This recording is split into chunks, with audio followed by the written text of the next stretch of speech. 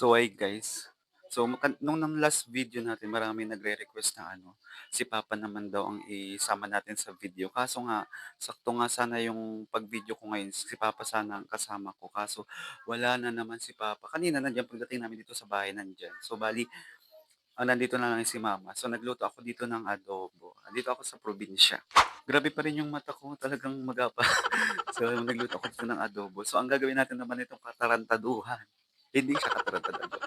So, ang gagawin naman natin dito is, si Mama, papatikim ko sa kanya yung niluto ko na adobo, kung anong lasa and kung matabang ba siya or what. Tapos, ang gagawin natin, lalagyan ko siya ng, eto, wait. Tayo ditong sabaw ng adobo. Tapos, lalagyan natin ng,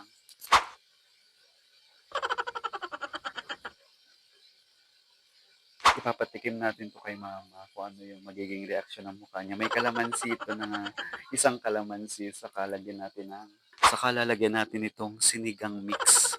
Uy! Tapos hahaluin ko lang.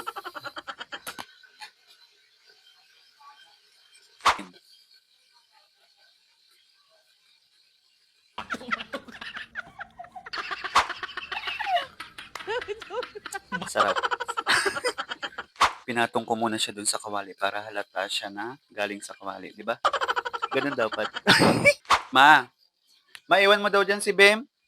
Iwan mo muna dyan si Bem Bem. Tikman mo to adobo, garo at tabang. Ay, maalat garo. Mama, easy.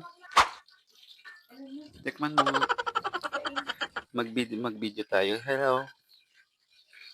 Mag-hi ka muna. Hi. Sabihin mo, thank you for support. Thank you for support. Nalipat kami dito para mas paliwanag. Titikman na ni Mama ang kanyang adobo. Tingnan. Di man na mainit.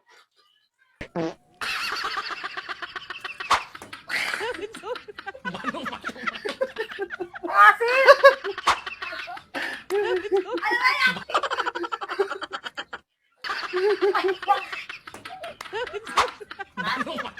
Di man. Asin baga!